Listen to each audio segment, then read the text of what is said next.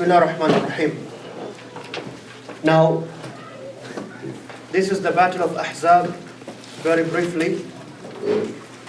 And if you go to Surah Al-Ahzab, it's chapter number 33 of the Quran. This is what it's talking about, especially verses number 10 or 9, all the way to 26, if I'm not wrong.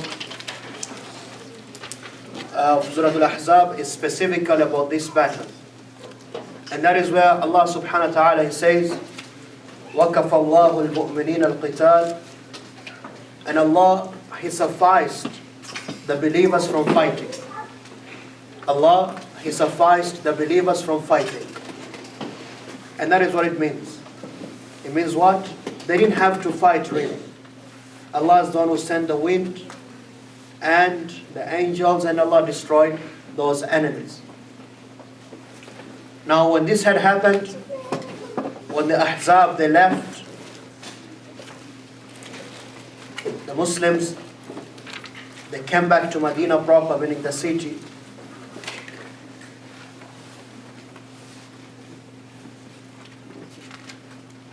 And the Prophet ﷺ,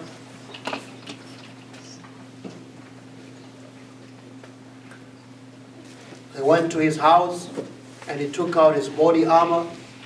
Aisha radiallahu anha, she says, and he had just taken a shower when he came out, when a man came and knocked on the door.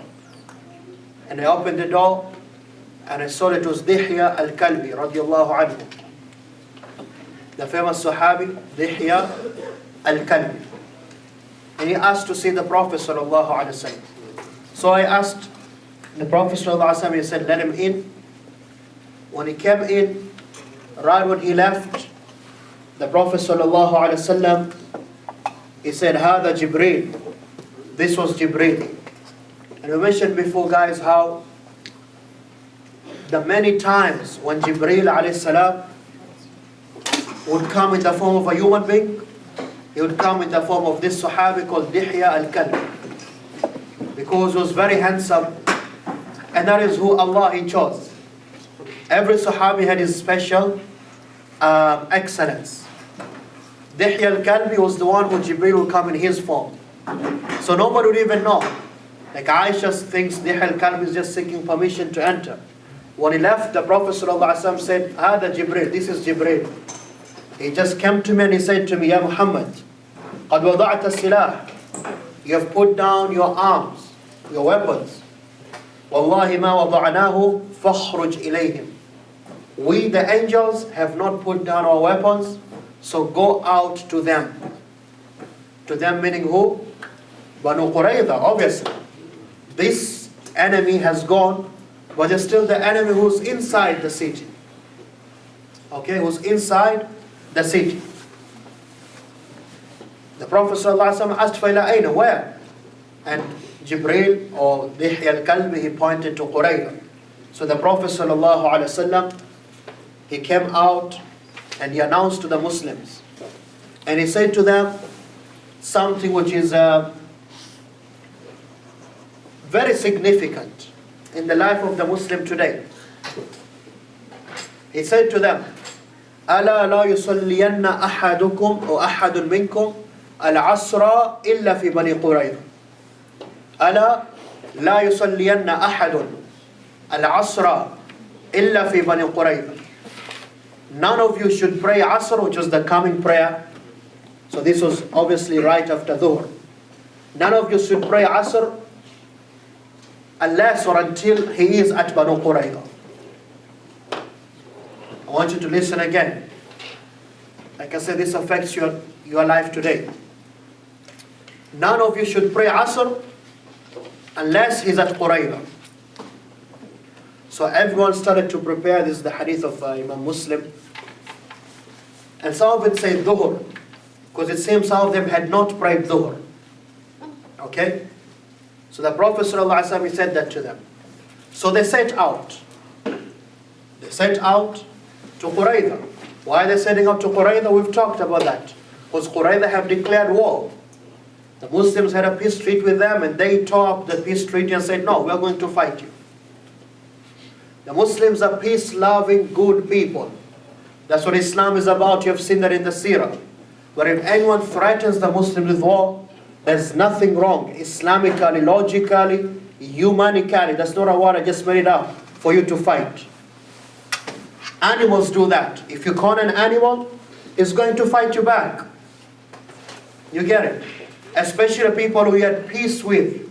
And then all of a sudden they tear down the peace treaty and they side with the enemy.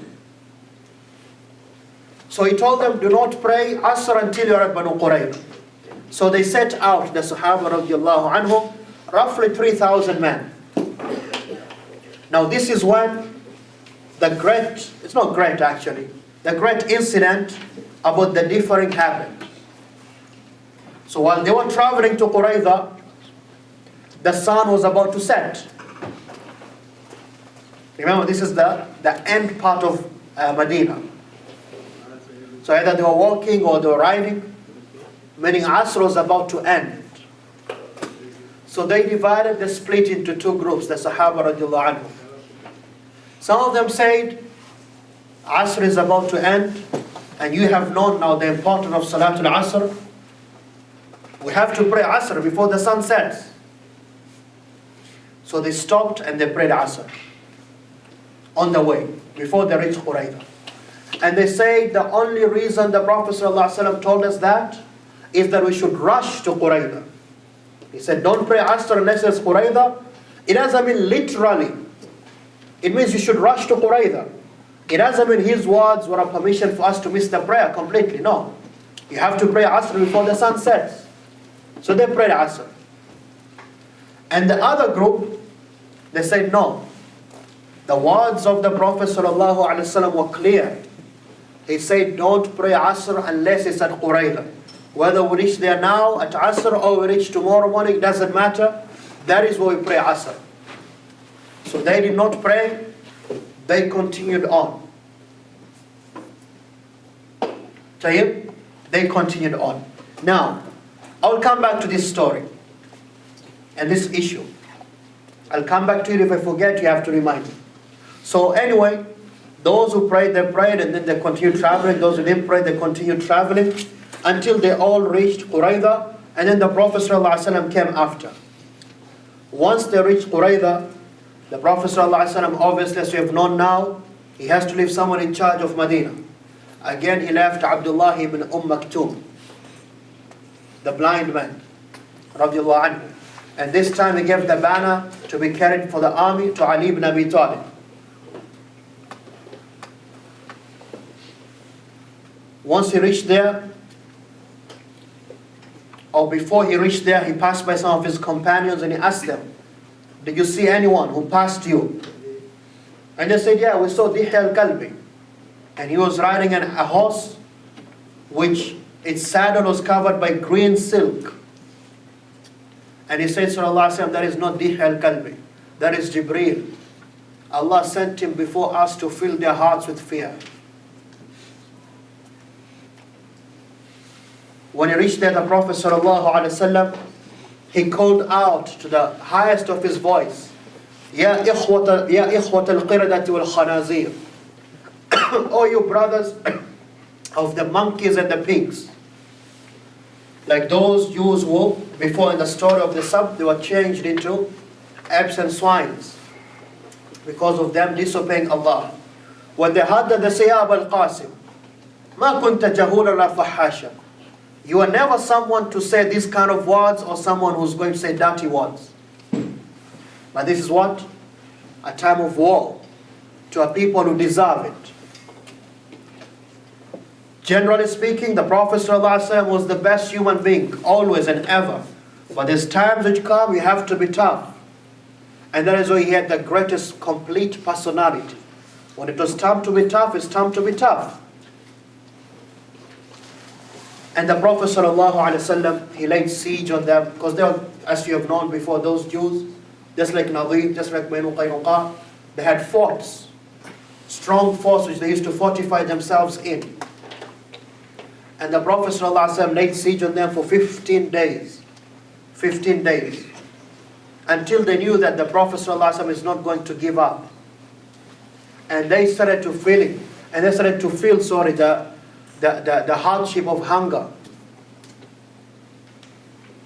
Ka'b ibn Asad, the leader, remember the leader, he said, Ya qawm, O people, you have seen what has come to you. So I'm going to give you 3 options.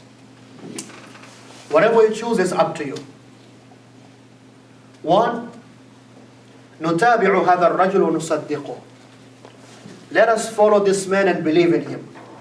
فوالله لقد تبين لكم إنه نبي مرسل. Because you have known that this guy is the true prophet. وإنه للذي تجدونه في كتابكم. And he is the prophet who you found in your book, the Torah. وإنه الذي بشر به عيسى. And he is the prophet who was prophesied by Isa alayhi salam. وَإِنَّكُمْ لَتَعْرِفُونَ صِفَتَهُ. And you know his description, because the Prophet ﷺ is described in the Bible, in the Torah and the Injil. فَتَأْمَنُونَ عَلَى دِمَائِكُمْ وَأَمْوَالِكُمْ وَأَبْنَائِكُمْ وَنِسَائِكُمْ. So you're going to believe in him, and your women and your property and your blood will be safe. But they refused that. They said, لَا نُفَارِقُ حُكْمَ التَّوْرَاتِ أَبَدًا. We'll never leave the Torah.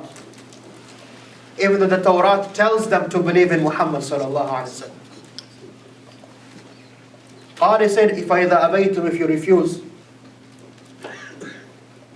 Then the second option, فَهَلُمَّ فَلْنَقْتُلْ أَبْنَاءَنَا وَنِسَاءَنَا ثُمَّ نَخْرُجْ إِلَى مُحَمَّدٍ وَأَصْحَابِهِ. Let us kill our own children and our own women, and then we go out to Muhammad and his companions, مُسْتَمِيتِينَ, we are ready for death, and we fight until Allah judges between us and them who's going to win. If we're to die, at least we die, we're happy, we know that our women and our children are safe. Khalas, they're gone anyway. There's nothing for them or for us. And if we're to win, then there's always other women and other children.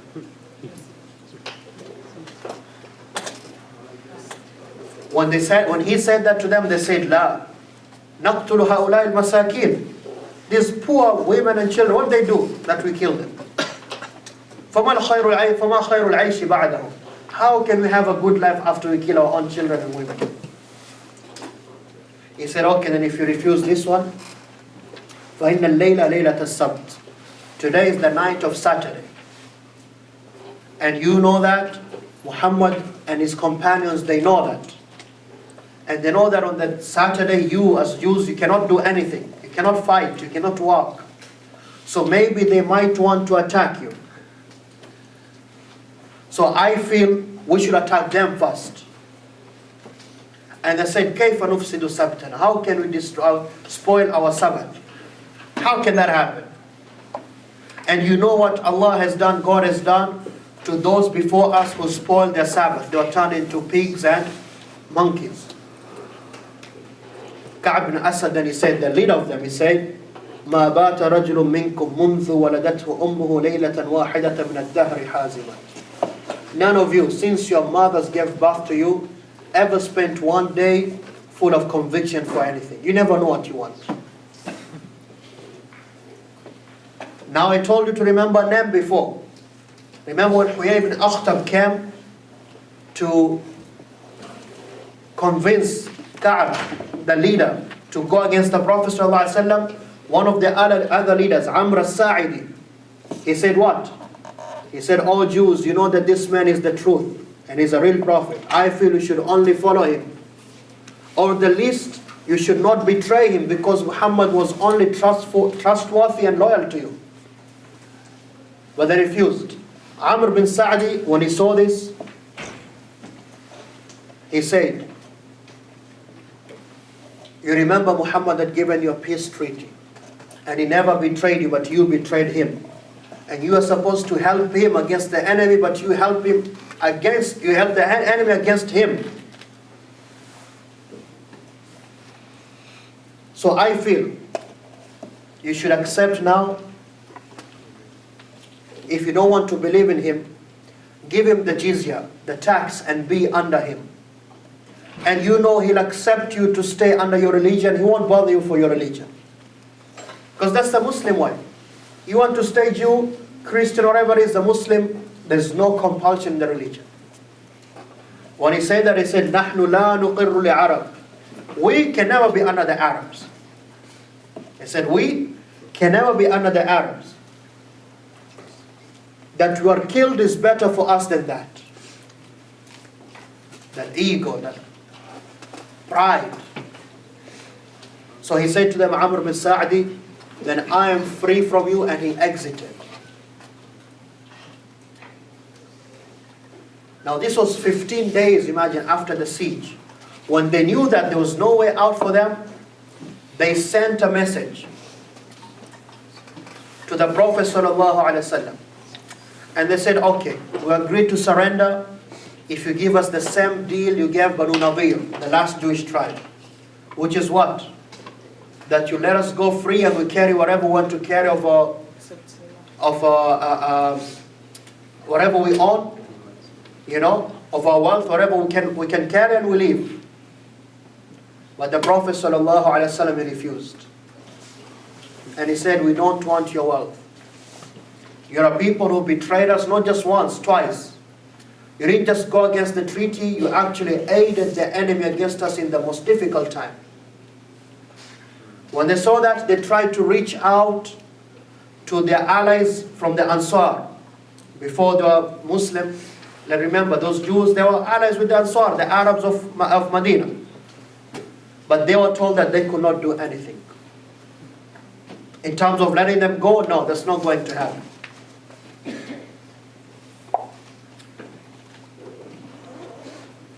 But when they wanted to do that, the Prophet ﷺ said, okay, I'm going to let the people of the Aus, remember the Banu Nadir were close to the Khazraj. Banu Qurayza were close to the Aus of the Ansar. He said, okay, I'm going to let a man from the Aus come and talk to you, from your allies. And he sent to them Abu Lubaba ibn Abdul Munthir radiallahu anhu. Abu Lubaba, we've mentioned him a few times. Now this is a very exciting story about Abu Lubaba. So he went to them, and he used to know them again before Islam.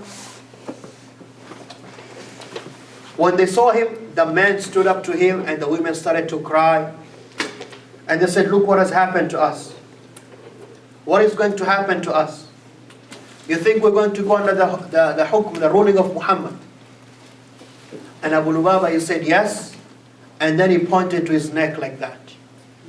Meaning, there's no way out for you. You're going to be killed for what you did. And then he said, I had not even moved a feet of mine, or a foot of mine, and I regretted that. I felt like I have deceived the Prophet ﷺ who betrayed him, because you're not supposed to say that. So I left, and I said, how am I going to look at the face of the Prophet ﷺ? I am not going to go and look at him until Allah forgives me. He went right away, not to the Prophet ﷺ. He went to Medina proper, the Masjid of the Prophet ﷺ. And he called his wife and said, tie me to one of the, the columns of the Masjid. One of the pillars of the Masjid. And tie me up until Allah forgives me. I'm not going to be untied. Then the Prophet ﷺ got the news. He said, where's Abu Lubaba? He didn't come back. And they said, this is what happened, Rasulullah. He's actually in the Masjid tied. And he said, Amma innahu law ja'ani lastaghfartu lahu. If only he came to me and asked Allah to forgive him. But now it's not with me. Now it's between him and Allah. Now it's between him and Allah. And he used to stay there. When the time of Salah would come, his wife would come and untie him. Or if he needed to use the washroom, he'd go, come back, and used to be tied again. For 3 or 4 days he stayed there. Until Allah revealed the Quran saying to him that he has been forgiven. This shows you how truthful they were with themselves. None of the Muslims saw Abu Lubaba saying what he said to the Jews, right or wrong. Yet he knew it was what? Between me and Allah. Allah saw what I did. That teaches us what? Truthfulness with Allah, which is a great concept we have to learn. Not truthfulness with ourselves, with the people, no. Truthfulness with Allah. Anyway, when this had happened, it is said that Here's the reason Allah revealed the verse which says in Surah At-Tawbah, وَآخَرُونَ اعْتَرَفُوا بِذُنُوبِهِمْ. And there are others who they confess to their sins. خَلَطُوا عَمَلًا صَالِحًا وَآخَرَ سَيِّئًا.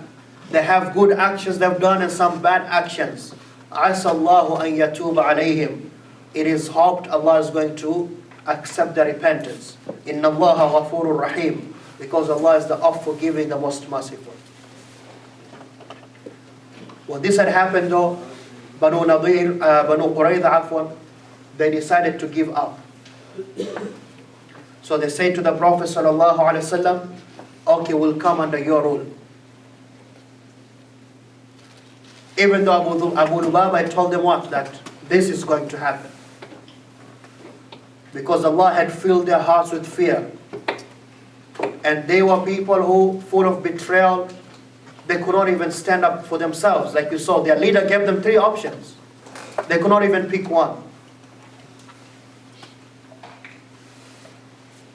At these moments, the Prophet ﷺ, he sent a last katiba, a battalion to try to break them down. And that was Ali ibn Abi Talib, if I'm not wrong, and Zubair ibn Awwam. When they saw this, Banu Qurayza were filled with more fear. And they agreed to come under the command of the Prophet ﷺ. When this happened, again the Aus, the tribe from the Ansar, they said, Ya Rasulullah, these all used to be our allies. Remember what you did with Nadir? Banu Nadir, the other Jews. You gave their allies, the Khazraj, the choice. So you should give us the choice also for our allies. When they said that, the Prophet ﷺ, he agreed. He said, okay, are you pleased, O Aus, people of Aus, that one of you is going to judge on them? Sounds fair, right? Are you pleased that one of you should judge? I'm not going to judge. And they said, of course, Ya Rasulullah. And the Prophet ﷺ said that is for your leader, Sa'd bin Mu'adh, who was still being treated in the Masjid because of that wound he suffered. And remember the dua Sa'd had made. He said, oh Allah, don't make me die unless my heart will be calm and peaceful about what Qurayza has done. So the Prophet ﷺ sent for people to bring him. And they brought him, they had to tie him to the horse or the camel because he was very sick. And they came walking beside him, his people. And he said, Sa'd, لَقَدْ آنَ لِسَعْدٍ. Now the time has come for Sa'd. أَلَّا تَأْخُذُهُ فِي اللَّهِ لَوْمَةَ لَائِمٍ. That the blame of any blamer will not take him from what Allah wants. When they heard that, they went back into their houses. Some of the people were trying to convince him otherwise. When he reached there, the Prophet ﷺ told the Ansar, قُومُوا إِلَى سَيِّدِكُمْ. Stand up to your leader. Stand up to your leader. فَأَنزِلُوهُ, and bring him down the camel. When Umar radiallahu anhu, he heard this, he said, As-Sayyid hu Allah. The true master is Allah. The true master is Allah. فَقَامُوا إِلَيْهِ. This is Umar, being Umar. They stood up and they brought him down. He could barely walk. And the Prophet ﷺ, he said, these people have agreed to come under your judgment. You'll judge because you are their ally. Okay? And he said, Sa'd, he said, إِنِّي أَحْكُمُ فِيهِمْ. I judge about these people. أَن تُقْتَلَ مُقَاتِلُهُمْ. Those who used to fight, those who are fighting men, the age of fighting, they were going to fight against us. They should be killed. Because they are what? They are criminals of war. They betrayed the trust and they went against us. Okay? And as for the women and the children, they should be taken as slaves and the wealth should be divided. And the Prophet ﷺ said, لَقَدْ حَكَمْتَ فِيهِمْ بِحُكْمِ اللَّهِ فَوْقَ سَبْعِ السَّمَوَاتِ. You have judged on them the judgment of Allah from above the 7 heavens. Meaning you have judged rightfully, correctly. So when the Prophet ﷺ, he said that, he commanded that the women should be taken to the house of Ramla bint al-Harith, and the men, those who were at the age of fighting or going to fight against the Muslims, they were all killed.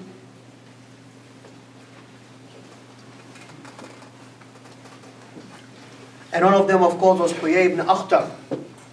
The person was the leader of Banu Nadir, and then he is the one who instigated all of this. He is the main corrupter, mischief maker. He is the main one. He was also killed. And before he was killed, the Prophet ﷺ said to him, Ya Huyay, hal akhzaka Allah? Don't you see how Allah has humiliated you? And he said, yes, لَقَدْ ظَهَرْتَ عَلَيْهِ. Yes, Muhammad, you have been victorious over me. But I do not blame myself for any enmity I showed you. Allah, He humiliates who He wants to humiliate. And then He said, O people, إِنَّهُ لَا بَأْسَ بِأَمْرِ اللَّهِ. There's no problem with Allah's command. This is Allah's command. كِتَابٌ وَقَدَرٌ. It is Allah's writing and Allah's pre-decree on the Banu Israel. And then he was killed. None of the women are killed except one woman. And this woman, Aisha radiallahu anha, she says, the Prophet ﷺ had put the women in one house. But then this one woman was, when they came to take her, she was laughing. And she says, yes, I deserve to die. We asked her, what did you do? She didn't say anything. But she was the woman when the Muslims were laying siege to the forts of Banu Qurayza. She threw a rock on the Sahabi called Khalad ibn Suwaid radiallahu anhu, and killed him. So she was supposed to be killed also for that. Tayyib. Atiyatu al-Qurazi radiallahu anhu is a Jewish Sahabi. He says, when the men are being killed, I was found to be too young. So I was spared. And he became a Muslim after and became a great Sahabi. Atiyatu al-Qurazi radiallahu anhu. Now remember the man called Amr bin Sa'ad, who had told his people, you have to believe in the Prophet ﷺ, don't betray him. The Prophet ﷺ, he saw him passing by, and he was with Muhammad bin Maslama. He said, who's this? He said, this is Amr bin Sa'ad al-Qurazi. And he said, this is the man who refused to betray you. So the Prophet ﷺ, he said, okay, let him go. And no one knows where he went. Did he become Muslim or not? Nobody knows. So once they asked the Prophet ﷺ about him, and he said, ذَاكَ رَجْلٌ نَجَّاهُ اللَّهُ بِوَفَائِهِ. That is a man Allah saved because of his true loyalty. That is all the Prophet ﷺ said. Did he become Muslim or not? Nobody knows. And then the Prophet ﷺ, he divided the war spoils, the ghanim of Banu Qurayza.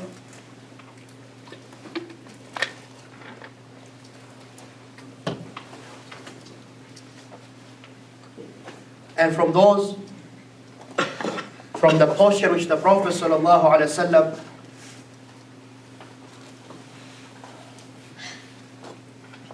he got the woman who was called Rehanna. Rehanna too. Now there's a difference. Did she become Muslim or not? Allahu A'lam, she became Muslim. But was she married to the Prophet ﷺ or not? There's a difference of opinion. There's no point for us to go into that. Now we said the only Muslims who were killed during this battle of Qurayza was Khalad bin Suwaid, whom the woman threw the rock on him. And the other one was Abu Sinan ibn Mihsin, the brother of Ukash ibn Mihsin. Those are the only two Muslims who died. Now, a great event which happened after was the death of Sa'ad bin Mu'adh. Right after that, Sa'ad bin Mu'adh, his wounds, they became worse and he died. It's as if Allah had accepted his dua. When he said, oh Allah, don't make me die unless you show me what is going to happen to Qurayza. So Sa'ad bin Mu'adh, he died. And the Prophet ﷺ is saying to him, جَزَاكَ اللَّهُ خَيْرًا مِنْ سَيِّدِ قَوْمٍ. May Allah reward you with good. What a great leader of a people. Remember the story of Sa'd, how he became Muslim. When he became Muslim, all of his people became Muslim. قَدْ صَدَقْتَ اللَّهَ مَا وَعَدْتَ. You were truthful with Allah what you promised him. Which is what? To serve and to be by his Prophet sallallahu alaihi wasallam. وَاللَّهُ صَادِقُكَ مَا وَعَدَكَ. And Allah is going to give you what he has promised you. Allah is going to give you what he has promised you.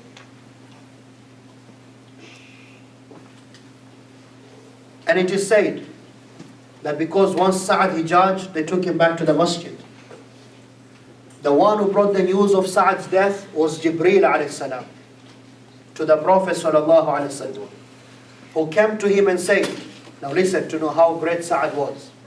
He said to the Prophet sallallahu alayhi wasallam, من هذا العبد الصالح الذي مات فتحت له أبواب السماء وتحرك له العرش. Who's this great righteous man who died?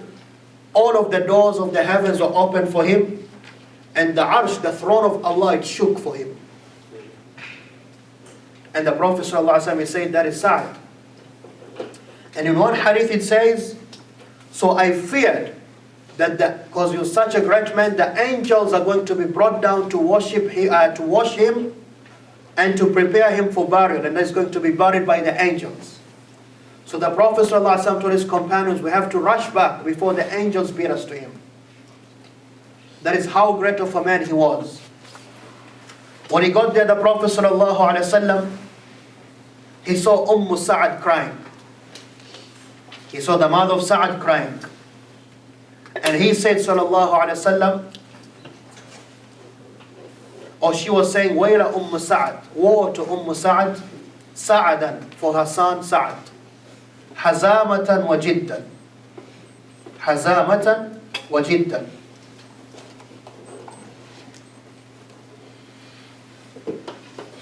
A man who was always full of conviction and straightforward. And the Prophet ﷺ said, any woman who cries for any man is not deserving except Sa'd. Meaning he is the man who truly someone deserves to cry for. That is how high of a status he has in Islam, guys. Sa'd bin Mu'adh. He said, any woman who cries for any man, you can argue against her except Sa'd. That is someone who is worth crying for. Taib? And that is when the Prophet ﷺ said, he made the dua, Allahumma inna Sa'dan qad jahada fi sabilk. Oh Allah, indeed Sa'd, he fought in his way, in your way, وَصَدَّقَ رُسُلَكَ, and he believed in your prophets, وَقَضَى الَّذِي عَلَيْهِ, and he did what he was supposed to do. فَقْبَلْ رُوحَهُ بِخَيْرِ مَا تَقَبَّلَتْ بِهِ الْأَرْوَاحِ. Accept his soul in the best way you accept the souls. And he said, sallallahu alayhi wa sallam, today, لَقَدْ هَبَتَ يَوْمَ مَاتَ سَعْدٌ, the day Sa'd has died, there's come down سَبْعُونَ أَلْفْ مَلَكٍ, 70,000 angels have come down. They never came to earth before. They had never come to earth before. And that is why he said, even the arsh, the throne of Allah, it shook. You know that. It is mentioned in the Quran that the true Muslim, when he dies, the earth cries for him and the heavens cry for him. How that happens, Allahu A'lam, Allah knows, but Allah has told us that. The arsh is just another creation of Allah. For it to show sadness because of this great Muslim, that is not something unreal. And we believe in it, however it happened, we don't know. But the Prophet ﷺ told us about it. That is how great Sa'd is.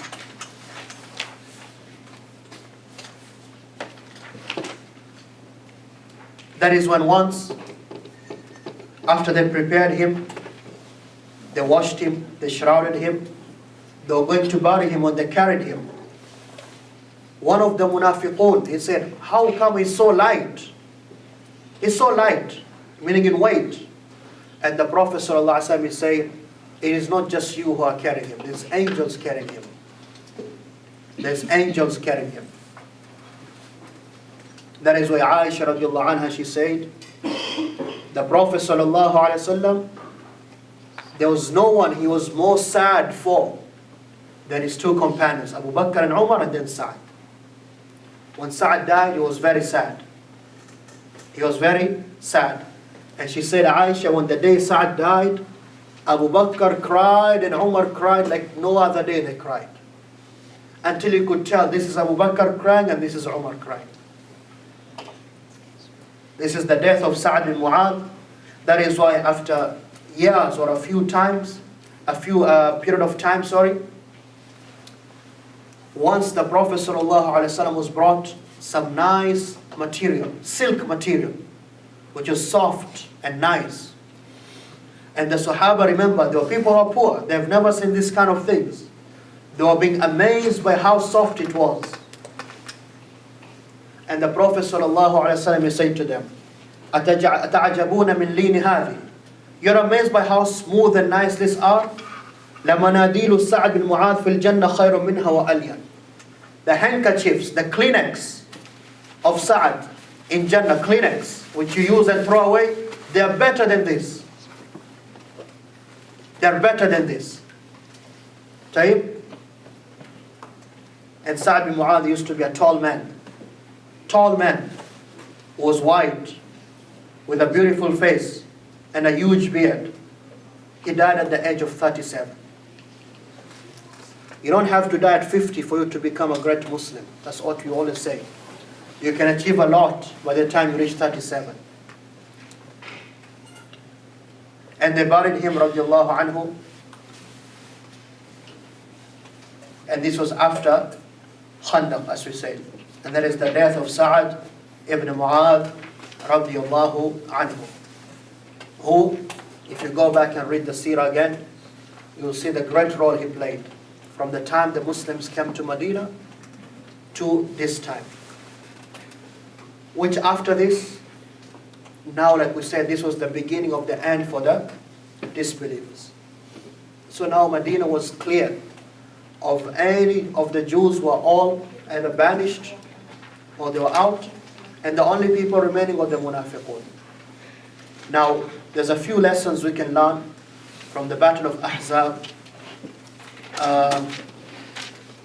One of them, again, is you see how the Prophet ﷺ, he always used to consult his companions. He always used to consult his companions, and we talked about this point last time and before and before. For you, you can consult. At the end of the day, you make your decision. If someone takes your opinion over his opinion, he should not be sad. He should not be sad. Number two, we saw how the Prophet ﷺ had great leadership skills. To the fact that we pointed out, he used to be there walking with them just like he was another person among them. He didn't distinguish himself and say, no, I cannot get my hands dirty, no. He used to walk with them, digging the trench, just like they used to dig the trench. In fact, when they came into trouble, he was the most strong man. He was the most strong man. Number three, we see the prophecy which they were given that soon they are going to open the lands of the Romans, the Byzantines, and the lands of the Persians, and the lands of Yemen, which was something unthinkable before. Number four, we saw the great status of Az-Zubair ibn Awwam. He went to get the news from Banu Qurayza. Sa'd bin Mu'adh, radiallahu anhu, Sa'd bin Ubadah, and Hudayf ibn al-Yaman, who was sent to spy against the Mushrikun, the Ahzab. Number five, we see that Allah, He takes care of His believers. There were 10,000 men, and behind were Banu Qurayza, yet the Muslims did not suffer any loss. وَكَفَى اللَّهُ الْمُؤْمِنِينَ الْقِتَالِ. Allah sufficed the believers. Allah took care of them. Allah took care of them. And that is what happens when we become good Muslims. Allah takes care of you. That's a guarantee. You can't change that. That's a guarantee. Number six, we saw how it is allowed for a woman to treat a man as a doctor. Nothing wrong with that. What do they call a female doctor? Doctoress? Let's make up another word today. Doctoress. It's allowed. Rufayda al-Aslamiyya radiallahu anha, she is the one who used to treat Sa'd. Okay? Obviously, okay, you don't like Dr. S? Female doctor. He's still laughing. Arabic is easy. Tabibun and tabibatun. Right, guys? My Arabic students. It's alta marbuta. English, you have to say female doctor. Of course, if there's a male doctor, then okay, that's better. But if there's no male doctor, some of us were crazy. You say, no, my wife, she'd rather die. No male doctor can treat her. Who told you that? You carry the sin of killing your wife, by the way. And you carry the sin of giving wrong fatwa because you're not allowed to give fatwas. Yes, I'm being very serious right now. That's crazy thinking. Tayyib, number 6 or 7. Next, you see that there's nothing wrong for someone to be treated in the masjid. The Prophet ﷺ said what? Let Sa'd stay in the masjid. As long as the masjid is not going to become dirty or anything, nothing wrong with that.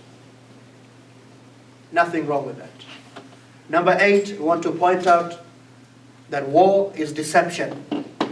The great story of Nu'aym ibn Mas'ud. Nu'aym ibn Mas'ud al-Thaqafi, which shows you how intelligent he was. How intelligent he was. Number 10, truthfulness with Allah. The story of Abu Lubaba. Truthfulness with Allah. And of course, after a few days, Allah revealed the verse in Surah At-Tawbah, and the Prophet ﷺ untied him when he was smiling. He smiled at him. Next, we see that it is allowed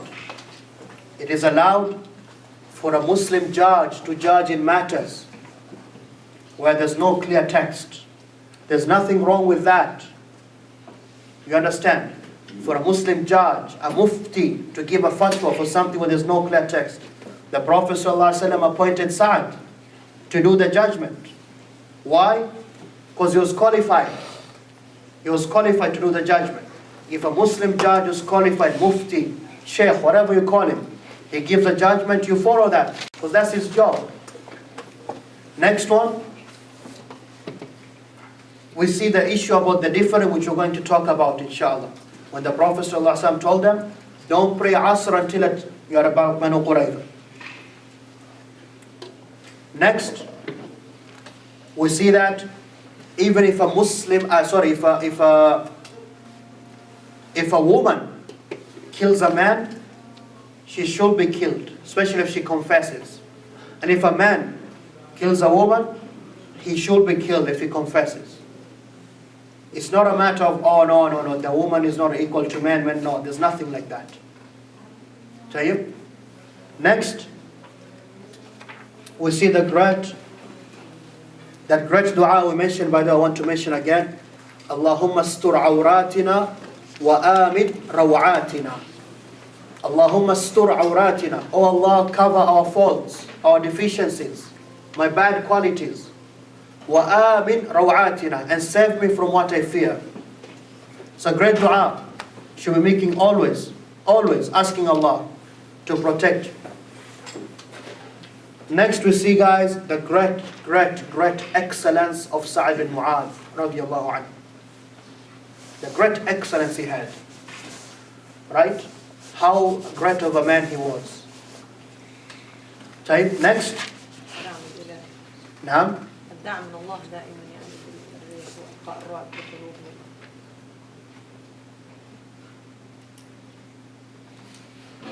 It is allowed in the times of war to use words you'll never use another time. When the Prophet ﷺ got there, he said what? Ya ikhwatu qirrat al-khanazir. Oh, you brothers of the swine and the apes. So this is war now. This is war.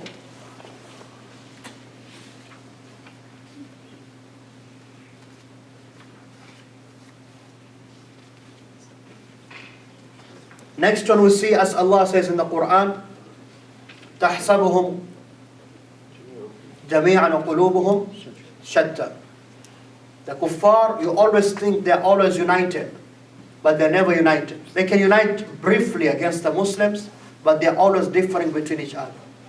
And you saw that between the Ahzab, Ghatafan and Quraysh, and then both of them with the Quraysh. Tayyib?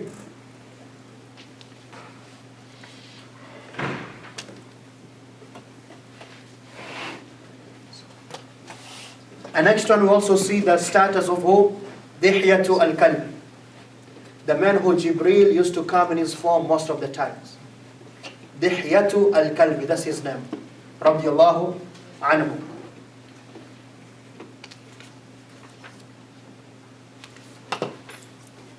Anyone else has any other benefits you want to share? Any other benefits you want to share? What do you learn from this story of the battle of Ahzab and the battle of Al-Quraydah?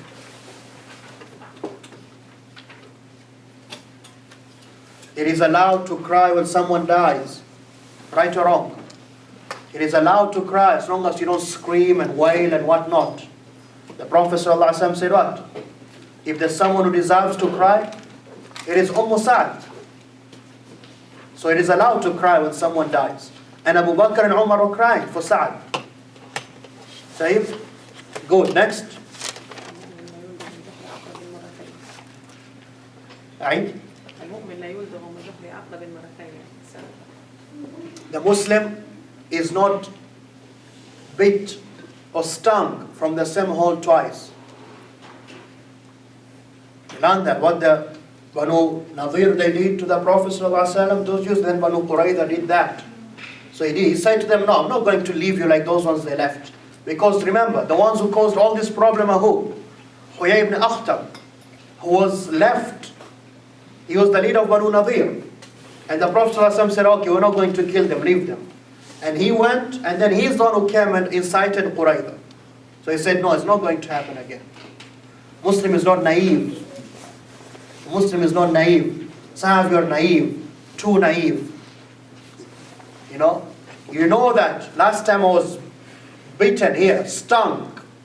This is the same guy who called me $1,000. Today comes and says, Allah, my children, they need me. Don't give him. Don't. Muslim is not naive. Tayyib? Unless he really changed. Yes, next one. النبي صلى الله عليه وسلم لم يعتذر عن لقاء دحية الكلبي علما انه للتو عاد من الحرب. يعني كان شخصيته مميزة في التعامل مع اصحابه. لم يعتذر قلت؟ يعني النبي صلى الله عليه وسلم عندما عاد من المعركة لم يعتذر عن لقاء واحد من اصحابه عندما ترك بابه اللي هو دحية الكلب. كان شخصيته قريبة جدا من أحسنت. Very good. The Prophet sallallahu alaihi wasallam, when he'd come back to his house, then Dihya al-Kalbi came. He didn't say, guys, I just came from a war, leave me alone, I'm the leader, give me like a day for myself. No. His door was open. It's called open door policy. That's a true leader. Anyone can come and knock, say, I need to talk to you. They come with adab, and they knock. And Aisha says, who's there? He says, Dihya al-Kalbi. She goes and says, the Prophet sallallahu alaihi wasallam, Ya Rasulullah, Dihya al-Kalbi is here. He says, let him in. You understand? That's how a leader is. That's how a true leader is. Taib, any more benefits? I have to break for Isha soon. نعم. شيخ الأعمال العمر ليس يعني مش مقياس في الإسلام. سعد بن معاذ 7 سنوات في الإسلام اعتزل 10 Ahsant. And that is what I say. Islam, you can make your legacy today. You can make a legacy today. It's very important for all of us. We don't think like that. You don't think like that. That's a problem. Sisters, brothers, that's a problem. I told you yesterday, you don't have to be Arab to be a great Muslim. Salman al-Farisi was not Arab, and he gave that great idea. And you don't have to be old for you to be a great Muslim. Don't listen to some of these people. They don't know nothing. Just because he's the president of a masjid or chairman of an organization doesn't mean he knows. He's jahil, doesn't know nothing. They think you have to be retirement age, Once you retire from your work, wherever you work at, I don't know where you work at, Seerah, wherever you work, then now you can come to the masjid and be the boss. A'udhu billah. Who told you that? No. You can be a leader when you're still 25. What is your merit? Proper aqidah, good actions, and you have knowledge of Islam. Added to whatever knowledge of the worldly affairs you have, that makes you the leader. It's not because I'm going to retire and then come to the masjid and work for my community. Wrong thinking. That's why we are in this trouble we're in. You should make your legacy today. And you don't need nobody to tell you that. The brother says what? Sa'ad bin Mu'adh, roughly 7 years, he's a Muslim now. 7 years. And look at the status he has reached. Me and you were born Muslims. Only 7 years as a Muslim. The arsh of Allah is shaking, Allahu Akbar, when he dies. That is the motto. Live forever. You know what live forever is? Some of you have seen my WhatsApp. It says live forever. Doesn't mean you're not going to die. You're dying soon, bro. Soon you're dying. But if you leave behind good actions, you never die. Sa'ad bin Mu'adh is alive. We're talking about him 1,430 something years after. He's alive. What he established, we are practicing today. The Islam we know today. You make your legacy. Whatever sadaqatul jariyah you can do. There's orphans you take care of, aitam. Nobody has to know. It's just you and Allah. Khalas. Whatever Quran you memorize, between you and Allah. Whatever you teach your children is between you and Allah. You make your legacy today. There's only maybe one thing which can be the difference. So don't nobody pull you back. We mentioned this point before. Jazakallah khair, very good. Khalas, we'll stop and come back right after Isha, inshallah. Subhanakallah wa bihamdika.